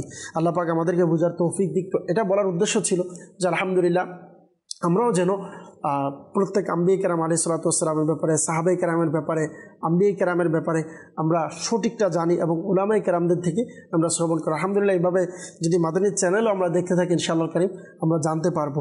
মাশাআল্লাহ সিদ্দিক আকবর রাদিয়াল্লাহু তাআলা আনহুর কারামত ফজিলত সম্পর্কে আলোচনা শুনছিলাম, ইনশাআল্লাহ ওনার মর্যাদার ব্যাপারে আমরা আসব। তার আগে আসুন একটু শ্রবণ করি আল্লাহ পাক রব্বুল আলামিন সিদ্দিক আকবর রাদিয়াল্লাহু তাআলা আনহুকে কেমন মহাব্বত করতেন, কেমন ভালোবাসতেন। যেমন আপনি যদি দেখেন সূরা আলী ইমরানের মধ্যে আল্লাহ পাক ইরশাদ করেছেন বিসমিল্লাহির রহমানির রহিম কুনু রব্বানিয়িন, অর্থাৎ আল্লাহ ওয়ালা হয়ে যাও, মানে হচ্ছে কুনু রব্বানিয়িন। আল্লাহ পাক বান্দাকে হুকুম দিয়েছে যে আল্লাহ ওয়ালা হয়ে যাও। তো হযরত আবু আব্বাস আতা রহমতুল্লাহ তাআলা আলাইহির খেদমতে একটা প্রশ্ন করা হলো যে এই আয়াতে কারিমা আল্লাহ পাক আমাদেরকে কার মতো হওয়ার আদেশ দিয়েছেন, মানে আল্লাহ ওয়ালা হয়ে যাওয়া এটা মানে কি, আল্লাহ ওয়ালা কেমন বা কার পথ অনুসরণ করলে আমরা আল্লাহ ওয়ালা হতে পারবো। তখন তিনি বলেন এই আয়াতের মধ্যে আদেশ দেওয়া হচ্ছে যে তোমরা সিদ্দিক আকবর রাদিয়াল্লাহু তাআলা আনহুর মতো হয়ে যাও। সুবহানাল্লাহ। অর্থাৎ যেমন রব্বানি অর্থাৎ আল্লাহ ওয়ালা সিদ্দিক আকবর রাদিয়াল্লাহু তাআলা আনহু ছিলেন, আম্বিয়া কেরাম আলাইহিমুস সালাম এর পরে এমন আল্লাহ ওয়ালা আর কেউ ছিলেন না। সমস্ত নবী আম্বিয়া কেরামদের পর যার মর্যাদা মানুষের মধ্যে, এটা হচ্ছে কি সিদ্দিকে আকবর রাদিয়াল্লাহু তাআলা আনহু, প্রথম খলিফা। এবং আপনি যদি দেখেন অপর আয়াতে মুবারাকায় আল্লাহ পাক রব্বুল আলামিন ইরশাদ করেছেন ওয়াত্তাবি' সাবিলা মান আনাবা ইলাইয়া, আর তারই পথে চলো যে আমার প্রতি প্রত্যাবর্তন করেছে, তারই পথে চলো যে আমার প্রতি প্রত্যাবর্তন করেছে। আল্লাহ পাক নির্দেশ দিলেন সূরা লুকমান এর 15 নং আয়াতের মধ্যে। তো হযরত আব্দুল্লাহ ইবনে আব্বাস রাদিয়াল্লাহু তাআলা বলেন এই আয়াতে কারিমার মধ্যে যেটা বলা হয়েছে যে মান আনাবা ইলাইয়া, আল্লাহ পাকের দিকে প্রত্যাবর্তনকারী, এটার দ্বারা উদ্দেশ্য কে? তো বললেন এটার দ্বারা বোঝানো হয়েছে সিদ্দিক আকবর রাদিয়াল্লাহু তাআলা। সুবহানাল্লাহ।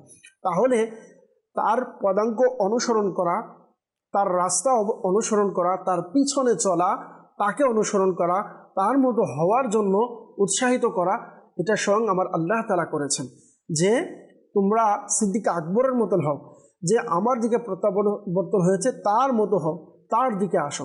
এটা ছিলেন সিদ্দিক আকবর রাদিয়াল্লাহু তাআলা আনহু। যে হাসান ভাইয়ের কাছে আবার আসবো ইনশাআল্লাহ। সিদ্দিক আকবর রাদিয়াল্লাহু তাআলা আনহুর ফজিলত মাশাআল্লাহ কুরআনুল কারীমের মধ্যে আমরা শুনলাম। জি হুজুর, যদি এ ব্যাপারে বলেন ফজিলতের ব্যাপারে। ফজিলত আসলে ইনার কথাবার্তাগুলো সবগুলোই এরকম ছিল। আপনি যদি দেখেন ইনার কথাবার্তার মাধ্যমে বোঝা যায় ইনি কেমন মর্যাদার অধিকারী। সুবহানাল্লাহ। আপনার যখন সিদ্দিক আকবর রাদিয়াল্লাহু তাআলা আনহুকে জিজ্ঞেস করা হলো যে ইনার মনের আকুতি কি, ইনার ইচ্ছা কি, তো ইনি বললেন যে ইনার যাবতীয় সম্পদ সব রাসূল পাক সাল্লাল্লাহু আলাইহি ওয়াসাল্লামের দরবারে উপস্থাপন করা ইনার মনের ইচ্ছা। এরপরে বলছেন আরেকটা ইচ্ছা হচ্ছে যে আমি আবু বকরের ইচ্ছা আমি যেন রাসূল পাক সাল্লাল্লাহু আলাইহি ওয়াসাল্লামকে সব সময় কাছ থেকে দেখার সুযোগ পাই। সুবহানাল্লাহ। এটাও আল্লাহ তাআলার দরবারের মধ্যে কবুল হয়ে গেছে। আপনি যদি দেখেন যখন আপনার গুহার মধ্যে রাসূল পাক সাল্লাল্লাহু আলাইহি ওয়াসাল্লাম এবং সিদ্দিক আকবর রাদিয়াল্লাহু তাআলা আনহু ছিলেন, তখন সেই গুহার মধ্যে কিন্তু অন্য কেউ ছিল না। তো ওইখানে আপনার সিদ্দিক আকবর রাদিয়াল্লাহু তাআলা আনহু এর কুলের মধ্যে রাসূল পাক সাল্লাল্লাহু আলাইহি ওয়াসাল্লাম আরাম করেছিলেন। আপনি যদি দেখেন এটা কেমন একটা দৃশ্য যে আপনার প্রেমিকের কুলের মধ্যে আপনার প্রিয়তম ব্যক্তি আরাম করছেন এবং ইনি উপর থেকে ওই সৌন্দর্য অবলোকন করছেন। এটাও আল্লাহ তাআলার দরবারের মধ্যে কবুল হয়ে গেছেন।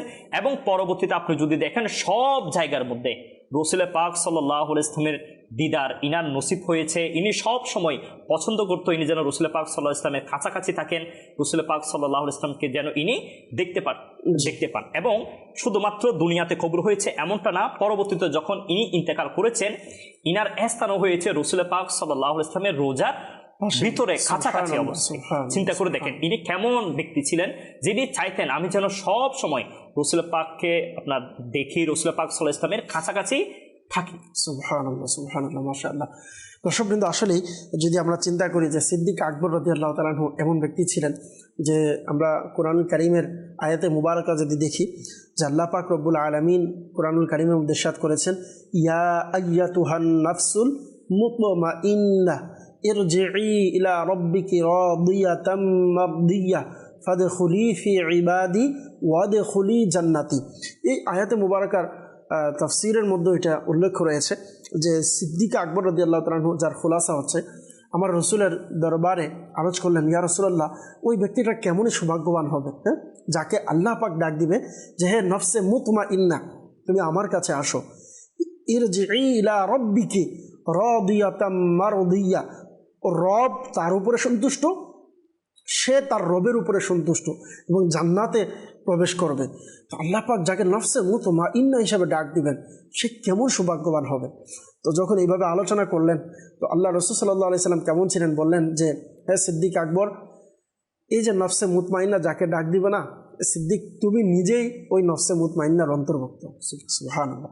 আপনি যদি হাদিসে মুবারাকার মধ্যে দেখেন, আল্লাহ রাসূল সাল্লাল্লাহু আলাইহি সাল্লাম একদিন আলোচনা করছেন, যেই হাদিসে পাকের মধ্যে রয়েছেন, যেই আপনার বৈঠকে সিদ্দিক আকবর রাদিয়াল্লাহু তাআলা আনহু ছিলেন। আল্লাহ রাসূল বলছেন যে জান্নাতের মধ্যে জান্নাতীরা এমন একজন ব্যক্তি জান্নাতে প্রবেশ করবে যাকে জান্নাতীরা দেখার পর মারহাবা মারহাবা মারহাবা বলবে এবং তার দিকে তাকিয়ে সবাই বলবে এখানে আসেন, তা সবাই ডাকবে। যেমন আমরা ক্লাসের মধ্যে যদি দেখেন, আপনি যে সবচেয়ে ভালো পারে বা যার পড়ালেখা একটু ভালো স্টুডেন্ট, তাকে কিন্তু সবাই চায় যে আমি তার সাথে একটু বসি বা তাকে একটু দেখে। আল্লাহ তাআলা দয়া করুক, যদি আমরা কখনো এমন মজলিসে বসি যে মজলিসের মধ্যে আমার মুর্শিদ আমির আহলে সুন্নাত আছে, তো এটা সবাই কিন্তু চাইবে আমি আমার আমির আহলে সুন্নাতের কাছে যাই বা আমির আহলে সুন্নাতের সহবতে যাই। তো বললেন যে জান্নাতীরা ওই ব্যক্তির সহবতের জন্য বলবে যে আমার কাছে আসেন, অর্থাৎ সবাই জান্নাতীরা তাদের দিকে ডাকবে, তো সবাই তার দিকে তাকিয়ে থাকবে। তো সিদ্দিক আকবর রাদিয়াল্লাহু তাআলা প্রশ্ন করছেন, ইয়া রাসূলুল্লাহ, আমরা কি ওই দিন ওই ব্যক্তিকে দেখতে পারবো? তো আল্লাহ রাসূল সাল্লাল্লাহু আলাইহি সাল্লাম বললেন যে সিদ্দিক আকবর রাদিয়াল্লাহু তাআলাকে যে হে আবু বকর, যেই ব্যক্তির আলোচনা আমি করছি ওই ব্যক্তিটা আর কেউ না, ওইটা হচ্ছে তুমি সিদ্দিক আকবর। তো কেমন মোহাব্বত, কেমন ভালোবাসা সিদ্দিক আকবর রাদিয়াল্লাহু তাআলার প্রতি। আলহামদুলিল্লাহ। তো দর্শকবৃন্দ, এটাই ছিল সিদ্দিক আকবর রাদিয়াল্লাহু তাআলা আনহু, আল্লাহ রসুল সাল্লাল্লাহু আলাইহি ওয়াসাল্লামের সাথে এনার কেমন মহাব্বত ছিল, এনার কেমন ভালোবাসা ছিল, আল্লাহ পাক কেমন মহাব্বত ভালোবাসা সৃষ্টি করেছেন সিদ্দিক আকবর রাদিয়াল্লাহু তাআলা এবং আমার রসুলের মাঝে। আল্লাহু আকবার। দর্শকবৃন্দ, আমরা ইনশাআল্লাহ মিনহাজ ভাইয়ের কাছে আসবো, আর নাত ইনশাআল্লাহ কারীম কিছু শ্রবণ করব এবং সিদ্দিক আকবর রাদিয়াল্লাহু তাআলা আনহুর মানকাবাত ইনশাআল্লাহ আমরা শ্রবণ করব ইনশাআল্লাহ।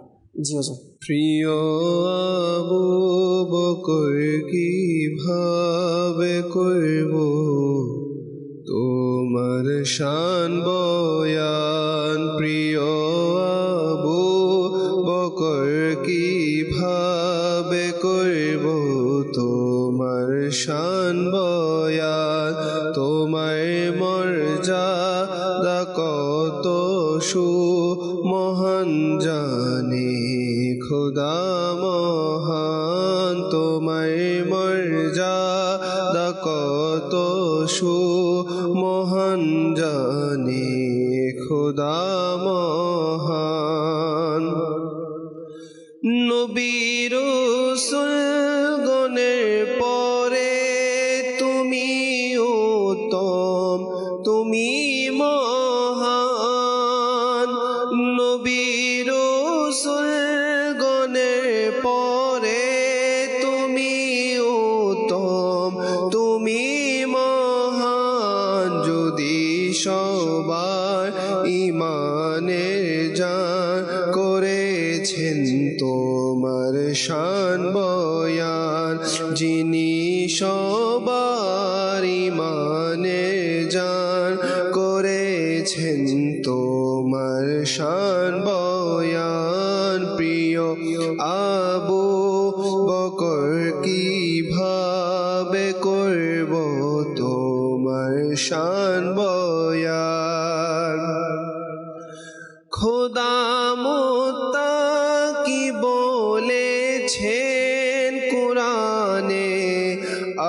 আছে তার প্রমাণ খোদা মুক্তা কি বলেছেন কুরআনে আছে তার প্রমাণ কেন করব না তোমার শান বয়ান গো আমাদের প্রাণ কেন করব না তোমার শান বয়ান গো আমাদের প্রাণ তোমার মর্যাদা কত মহান জানে খোদা মহান প্রিয় আবু বকর কি ভাবে করব তোমার শান বয়ান তোমার হাতে বাইআত করেছেন ওমর আলী উসমান তোমার হাতে বাইআত করেছেন ওমর আলী উসমান আবু বকর তারাও বয়ান করেছেন তোমার শান বয়ান আবু বকর তারাও বয়ান করেছেন তোমার শান মান নবী রসূল গণের পরে তুমি উত্তম তুমি মহান প্রিয় আবু বকর কি ভাবে করব তোমার শান বয়ান তোমার মর্যাদা কত মহান জানে খোদা মহান প্রিয় আবু বকর কি ভাবে করব তোমার শান বয়ান। আমাদের চ্যানেলের দর্শকবৃন্দ আলহামদুলিল্লাহ অনেকে আমাদের সাথে ফেসবুকে দেখছেন, কমেন্টস করেছেন, আমাদের সাথে রয়েছেন। আমাদের সাথে রুবেল ভাই আমাদের সাথে অ্যাড রয়েছেন এবং মাহফুজুর রহমান আহমদ ভাই লিখেছেন মাশাআল্লাহ। ইসলামী বোন একজন লিখেছেন মাশাআল্লাহ মারহাবা। বরকত ইসলাম ভাই আমাদের সাথে রয়েছেন। আমাদের সাথে আরও অনেকেই মাশাআল্লাহ কারীম সংযুক্ত রয়েছেন। তো দর্শকবৃন্দ আলহামদুলিল্লাহ আমরা শুনছিলাম যে আল্লাহ পাকের দয়ায় মাদানী চ্যানেলে আলহামদুলিল্লাহ এভাবে আলহামদুলিল্লাহ যখনই যে ইভেন্ট আসে আলহামদুলিল্লাহ আলোচনা করা হয়। আর আমি যদি চাই যে এই আল্লাহর ওলিদের মহাব্বত, সাহাবায়ে কেরামের মহাব্বত, আউলিয়া কেরামের মহাব্বত আমার আপনার মাঝে কিভাবে দাবিত হবে বা আমি কিভাবে অর্জন করতে পারি, আর এটার সবচেয়ে বড় মাধ্যম কিন্তু হচ্ছে আলহামদুলিল্লাহ আমার আপনার এই দাওয়াত ইসলামী। আর আপনাদের সকলকে একটা বিশেষ দাওয়াত মেসেজ দিব, যেখান থেকে আমাদেরকে দেখছেন দর্শক যারা আছেন সকলকে বলবো, আপনি নিজে যারা ইসলামী বোনেরা আছেন আলহামদুলিল্লাহ আমাদের দর্শকের একটা সাইড আছেন যারা অসংখ্য ইসলামী বোনেরাও আমাদের মাদানী চ্যানেল দেখেন, তো আপনাদেরকেও দাওয়াত দিব যে আপনি তো আসবেন না, আপনি আপনার ইসলামী ভাই, আপনার স্বামী অথবা আপনার আপন ভাই, আপনার সন্তান, আপনার বাবা, আপনার পরিবারে যিনি পুরুষ আছেন আপনি তাদেরকে দাওয়াত দেন এবং তাদেরকে পাঠান। কোথায় পাঠাবেন? এটা হচ্ছে আলহামদুলিল্লাহ আগামী 24, 25, 26শে ডিসেম্বর আলহামদুলিল্লাহ খুবই সন্নিকটে আল্লাহ পাকের দয়ায় মাঠের কাজ এখনও আলহামদুলিল্লাহ চলমান রয়েছে। আল্লাহ পাকের দয়ায় হাজারো লক্ষ আশিকে রাসূল একসাথে জড়ো হবে এবং 24, 25, 26শে ডিসেম্বর আল্লাহ পাক চাইতে 3 দিন ব্যাপী দাওয়াত ইসলামীর আজিমুশান সুন্নতে ভরা ইজতিমা অনুষ্ঠিত হবে ঢাকা আশিয়ান সিটি এয়ারপোর্ট সংলগ্ন ব্লক সিতে। আলহামদুলিল্লাহ আল্লাহ পাকের দয়ায় বিশাল বড় আয়োজন। তো আপনাদের সকলকে বলবো আপনারা কেউ মিস করবেন না, সকলে চলে আসুন ইনশাআল্লাহ কারীম। সাহাবায়ে কেরামের মহাব্বত, আউলিয়া কেরামের মহাব্বত, আল্লাহর ওলিদের মহাব্বত আপনার অন্তরে কিভাবে আসবে আলহামদুলিল্লাহ এখানে আসলে আপনি বুঝতে পারবেন যে ইনশাআল্লাহ কারীম নামাজের প্রতি, দ্বীনের প্রতি এবং দ্বীনের আমল আমাকে আপনাকে আলহামদুলিল্লাহ দাওয়াত ইসলামী প্র্যাকটিক্যাল শিখাবে ইনশাআল্লাহ কারীম। তো এই জন্য সকলকে দাওয়াত দিব যে 3 দিনের সুন্নত ভরা ইজতিমায় সকলে আসুন, একে অপরকে দাওয়াত দিন, টিকিট বুকিং করান। আলহামদুলিল্লাহ বাংলাদেশের বিভিন্ন অঞ্চল থেকে আমরা মাদানী খবরে, মাদানী নিউজ রয়েছে, আমরা দেখি যে আলহামদুলিল্লাহ বিভিন্ন অঞ্চল থেকে ইসলামী ভাইয়েরা টিকিট বুকিং করছে, অনেকে ট্রেন বুকিং করেছে। এভাবে আলহামদুলিল্লাহ ইজতিমায় আসার জন্য যার যার জায়গা থেকে আলহামদুলিল্লাহ প্রস্তুতি নিচ্ছে। তো আপনারাও ইনশাআল্লাহ কারীম ইজতিমাতে আসুন, আল্লাহ পাক চাইতে ইনশাআল্লাহ বরকত অর্জন করতে পারবেন। যারা আমাদেরকে দেখছেন, আপনার সন্তান, আপনার পরিবারে এমন কেউ আছে যার চাল চলন, যার কথাবার্তা এর মাধ্যমে আপনি কষ্ট পাচ্ছেন, বা কেউ আপনার ঘরে বিরক্তি করছে, যে এমনভাবে তার চলাফেরা যেটা বলে না যে নাফরমান হয়ে যাওয়া, তো আলহামদুলিল্লাহ এমন ব্যক্তিদেরকে আপনারা চাইলে ইজতিমায় পাঠাতে পারেন। আল্লাহ পাক চাইতে ইনশাআল্লাহ কারীম আল্লাহ পাক চাইতে দয়া হবে ইনশাআল্লাহ। আমরা শুনছিলাম সিদ্দিক আকবর রাদিয়াল্লাহু তাআলা আনহু মর্যাদা ও কারামত সম্পর্কে। হাসান ভাইয়ের কাছে আবারও আসবো। সিদ্দিক আকবর রাদিয়াল্লাহু তাআলা আনহুর মর্যাদা সম্পর্কে যদি আর কিছু দর্শকবৃন্দকে শোনাতেন হুজুর। একদিন মা আয়েশা সিদ্দিকা রাদিয়াল্লাহু তাআলা আনহা রাসূল পাক সাল্লাল্লাহু আলাইহি ওয়াসাল্লামকে জিজ্ঞেস করলেন, ইয়া রাসূলুল্লাহ সাল্লাল্লাহু আলাইহি ওয়াসাল্লাম, আসমানের মধ্যে তো অসংখ্য তারা, জি, যেগুলো গুণে শেষ করা যাবে না, জি, তো ওই তারার সমপরিমাণ কারো কি ইবাদত বন্দেগী আছে? আল্লাহ যে আল্লাহ, কারো ইবাদত বন্দেগী এত বেশি আধিক্যতা লাভ করেছে জি। যে সেগুলো আসমানের তারার সমপরিমাণ হবে? আল্লাহ, তো বলছে হ্যাঁ আছে। তো মা আয়েশা সিদ্দিকা রাদিয়াল্লাহু তাআলা আনহা মনে মনে খুশি হলেন। জি, ইনি মনে করেছিলেন যে হ্যাঁ তো আমার হয়তো আমার বাবার বাবার কথা নাম বলবে। উচ্চারিত হবে। জি, তো বলছে ইয়া রাসূলুল্লাহ সাল্লাল্লাহু আলাইহি ওয়াসাল্লাম, ইনি কে? বলে হযরত ওমর ফারুক রাদিয়াল্লাহু তাআলা আনহু। তো মা আয়েশা সিদ্দিকা রাদিয়াল্লাহু তাআলা আনহা কিছুটা ব্যথিত হলেন। জি, স্বাভাবিক, বাবার কথা আলোচনা হলে সকলের মন প্রশান্তি হয়। এখন যেহেতু এখানে বাবার কথা আলোচনা হয় নাই, জি। একটু অন্তরে ব্যথিত হলো। তো আবার জিজ্ঞেস করছে, ইয়া রাসূলুল্লাহ সাল্লাল্লাহু আলাইহি ওয়াসাল্লাম, তাহলে আমার আব্বাজানের অবস্থান কেমন? আল্লাহ, ঠিক আছে, যেহেতু ইনার ইবাদত বন্দিগি সব আসমানের তারার সমপরিমাণে, জি, তাহলে আমার আব্বার অবস্থানটা কেমন? তো রাসূল পাক সাল্লাল্লাহু আলাইহি ওয়াসাল্লাম ইরশাদ করলেন যে তোমার আব্বাজানের অর্থাৎ হযরত আবু বকর সিদ্দিক রাদিয়াল্লাহু তাআলা আনহু এর ইবাদত বন্দিগির পরিধি এর চেয়েও ব্যাপক, আল্লাহু আকবার, অনেক বেশি। সুবহানাল্লাহ, আপনি চিন্তা করে দেখেন যে এই ব্যক্তিটা কিভাবে আপনার রাসূল পাক সাল্লাল্লাহু আলাইহি ওয়াসাল্লামের মাহবুব হলেন, আল্লাহ পাকের মেহবুব হলেন, জি। এত বেশি মর্যাদা কিভাবে লাভ করেছেন? কেননা ইনার মধ্যে ইবাদত বন্দিগি ছিল। সুবহানাল্লাহ, ইবাদত বন্দিগি পারে মূলত ব্যক্তিকে রাসূল পাক সাল্লাল্লাহু আলাইহি ওয়াসাল্লামের কাছাকাছি নিয়ে যেতে এবং আল্লাহ তাআলার প্রিয় বান্দা বানাতে। এবং আপনি আবু যেটা বকর বোঝাতে সিদ্দিক- চাচ্ছেন, মেসেজ দিতে চাচ্ছেন দর্শককে, যে শুধু আশিকের রাসূল দাবি করলাম বা আমি আশিকের রাসূল, আমি আমার নবীকে মুহাব্বত করি, কিন্তু আমার মধ্যে আমল নেই, জি। এই জিনিসটা হবে না। অর্থাৎ আমল তার জন্য যে আমার নবীকে মুহাব্বত করে। জি। জি, মাশাআল্লাহ, জি হুজুর। এটা একটা কিতাবের নাম হচ্ছে তারিখের দামেস্ক।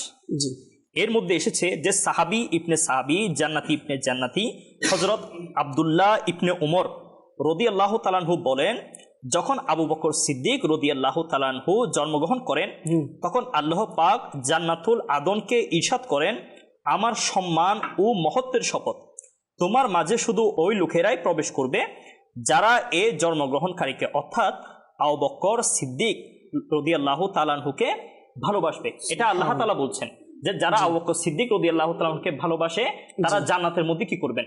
জান্নাতে সুবহানাল্লাহ, প্রবেশ করবে। জি। তাহলে আমাদেরকে, যেহেতু আবু বকর সিদ্দিক রাদিয়াল্লাহু তাআলা আনহু অনেক বড় একজন সাহাবী রাসূল ছিলেন, জি, রসুলের প্রেমিক ছিলেন, আল্লাহ তাআলার প্রেমিক ছিলেন, অনেক বেশি ফরহেজগার ছিলেন, ইনাকে আমাদেরকে ভালোবাসতে হবে। ইনার যে ভালোবাসা মানে হচ্ছে ইনার পদাঙ্ক অনুসরণ করা।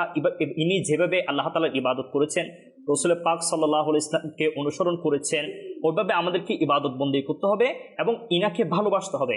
তারপরে আমরা কোথায় যেতে পারবো? জান্নাতের মধ্যে যেতে পারবো। ওই আদবটা, ওই তাজিমটা আমাদের অন্তরের মধ্যে রাখতে হবে। এখন অনেক সময় হয় যে আমাদের মধ্যে তো অনেক ধরনের দল গঠন হয়ে গেছে, এক এক দলের এক এক মতবাদ। এমন অনেক ব্যক্তিগণ আছেন যাদের হয়তো আকলের সংকীর্ণতার কারণে অথবা ইলমের সংকীর্ণতার কারণে তারা বিভিন্ন ধরনের কথাবার্তা বলে ফেলে, বিভিন্ন ধরনের এমন শব্দ উচ্চারণ করে ফেলে যেগুলা শানের মধ্যে যায় না।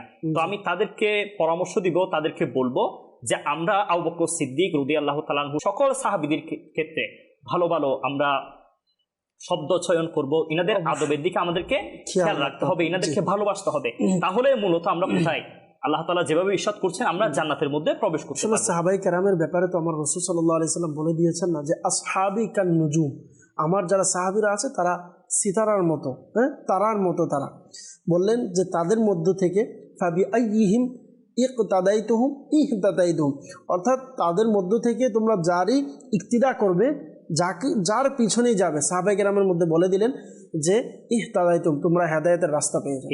তো যেখানে আল্লাহ রাসূল সাল্লাল্লাহু আলাইহি সাল্লাম এখানে আমভাবে ইরশাদ করেছেন, আমার সকল সাহাবী, আসহাবী কান নুজুম, সকল সাহাবী সিতারার মতো। যেভাবে পূর্বে আপনি যদি দেখেন যারা বিশেষ করে নদী পথে চলে, তারা কিন্তু পূর্বে তারার সিস্টেম অনুযায়ী তারা রাস্তা বের করতো, হ্যাঁ, তারা তাদের গন্তব্য পর্যন্ত পৌঁছতো। তো ঠিক ততটুকু সাহাবায়ে কেরামরা হচ্ছে এক একজন তারার নেই। আপনি যে কোনো সাহাবীকে আপনি অনুসরণ করবেন, যাকেই আপনি অনুসরণ করেন না কেন, আল্লাহ রাসূল সাল্লাল্লাহু আলাইহি ওয়াসাল্লামের হাদিসে মুবারাকা হচ্ছে আপনি হেদায়েতের রাস্তা পেয়ে যাবেন। তো মাআযাল্লাহ এর মধ্যে আমরা সবাই যদি এরকম হয়ে যায় যে কখনো আমাদের এরকম চলে আসে সাহাবায়ে কেরামদের ব্যাপারে বিভিন্ন আকীদা বা বিভিন্ন কিছু আমরা মাআযাল্লাহ অনেক সময় বলে ফেলি, আমাদেরকে এটা ভয় করা উচিত। আর আল্লাহ রাসূল সাল্লাল্লাহু আলাইহি ওয়াসাল্লাম বলেছেন যে আমার সাহাবীদের মতানৈক্যের ব্যাপারে তোমরা বেশি গভীরতার মধ্যে যেও না, যাতে তোমাদের ঈমানের খতরা না হয়। আল্লাহ রাসূল মেসেজ দিয়ে দিয়েছেন যেখানে, যার সারমর্ম হচ্ছে এটা। তো সেখানে তো আমাদেরকে অবশ্যই এই বিষয়টা চিন্তা করা উচিত। তো দর্শকবৃন্দ, আজকের অনুষ্ঠান এখানেই শেষ হবে ইনশাআল্লাহ। আবারও ইনশাআল্লাহ কারীম আপনাদের সাথে অন্য কোনো অনুষ্ঠানে আবার দেখা হবে। আজ পর্যন্ত আমরা সিদ্দিক আকবর রাদিয়াল্লাহু তাআলা আনহুর আলোচনা শুনেছি। আপনাদের সাথে ইনশাআল্লাহ কারীম দেখা হবে 3 দিনের ইজতিমার ময়দানে। ইজতিমার দাওয়াত দিয়ে আজকে এখানেই বিদায় নিব। সকলে ভালো থাকুন, সুস্থ থাকুন, মাদানী চ্যানেল দেখতে থাকুন। সাল্লু আলাল হাবিব সাল্লাল্লাহু তাআলা আলা মুহাম্মদ সাল্লাল্লাহু তাআলা আলাইহি ওয়াসাল্লাম। মোদের জান প্রাণ হতে প্রিয় সাহাবা, মোদের জান প্রাণ হতে প্রিয় সাহাবা, মোদের জান প্রাণ হতে প্রিয় সাহাবা, মোদের জান প্রাণ হতে প্রিয় সাহাবা।